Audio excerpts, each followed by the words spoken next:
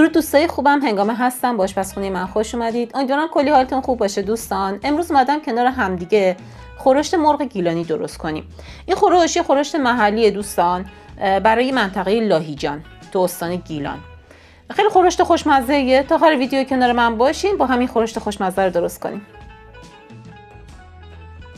دوستان برای درست کردن خورشت مرغ گیلانی اول از همه من یک لیوان روغن رو ریختم داخل مایتابه تا داغ بشه. بس که داغ شد 2 تا پیاز درشت، نگاه کنید من به صورت خلالی خورد کردم تا جایی که میتونید ظریف خورد کنید پیازاتون رو. اگه متوسط باشه 3 تا، اگه مثل برای من درشت باشه 2 تا. این خورش کاملا پر پیازه. همه رو میریزم تو مایتابه. حدودا نیم ساعت طول میکشه حالا این پیازا کم کم سرخ بشه و حالت کاراملی پیدا کنه. انقدری سرخش میکنیم تا کاملا کاراملی بشه پیازامون. دوستان ببینید پیازامون داره سرخ میشه، حجمش هم کم شده. حالا من توی این مرحله، البته هنوز خیلی مونده تا کاراملی بشه، ولی توی این مرحله یه قاشق غذاخوری بهش کره اضافه میکنم. کره مزهش رو فوق العاده میکنه، بهتون توصیه میکنم حتما اضافه کنید. ولی اگه با کره مشکل دارید و دوست ندارید طعمش رو، میتونید حذفش کنید.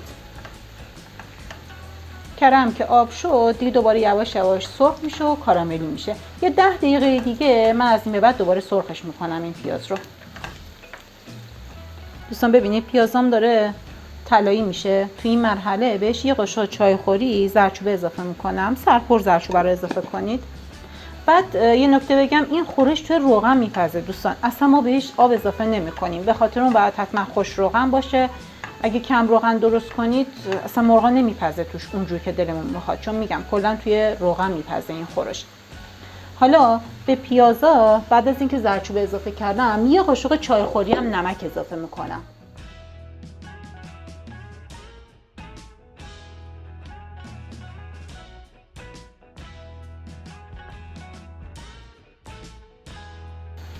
پیازامون که به این مرحله رسید کامل کاراملی شد، اندازه 1 لیوان یکم سرخالی بهش رب انار اضافه میکنم. رب انار ملس استفاده کنید. اگه ترش بود میتونید بهش یه مقدار هم شکر بزنید.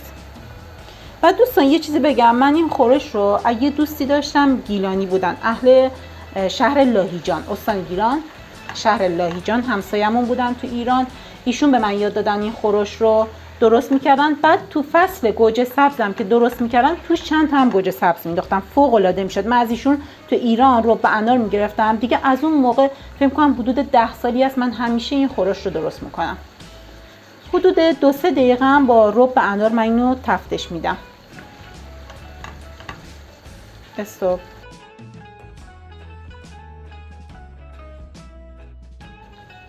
تیکه‌های مرغ هم رو بهش اضافه میکنم. 4 تا تیکه مرغ برای این میزان کافیه. بعد یه نکته دیگه در مورد این خورش بگم، توی ظرف کوچیک درست کنید. یعنی به تعداد مرغی که دارید، تکه‌های مرغی که می‌خواید درست کنید ظرفتون رو انتخاب کنید که توی جای بسته باشه. خیلی ظرف بزرگ بر ندارید براش که روغن کامل بگیره روشون رو. حالا روشون رو بگیره منظور اینه که تا نصفش کامل توی روغن بره، چون میگم قراره با روغن بپزه. حالا ما اینو که به این مرحله رسوندیم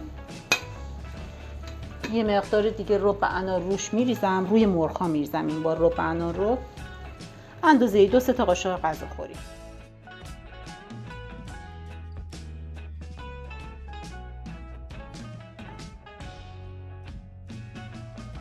یه قاشق چایخوری هم نمک روی مرغ‌ها میریزم.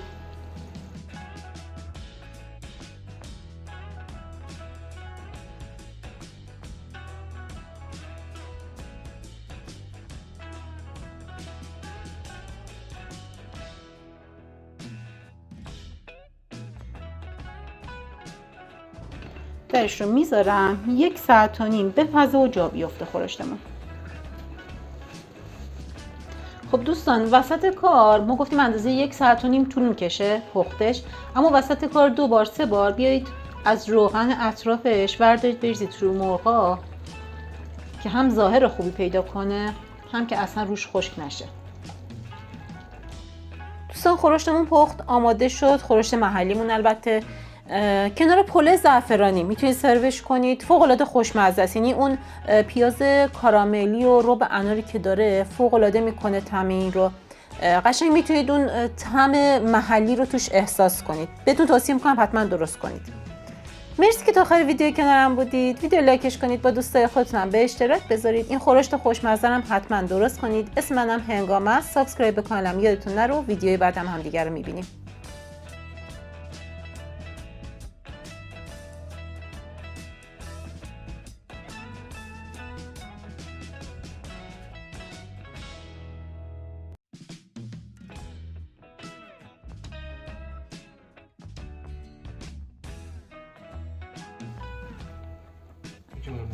ندارم.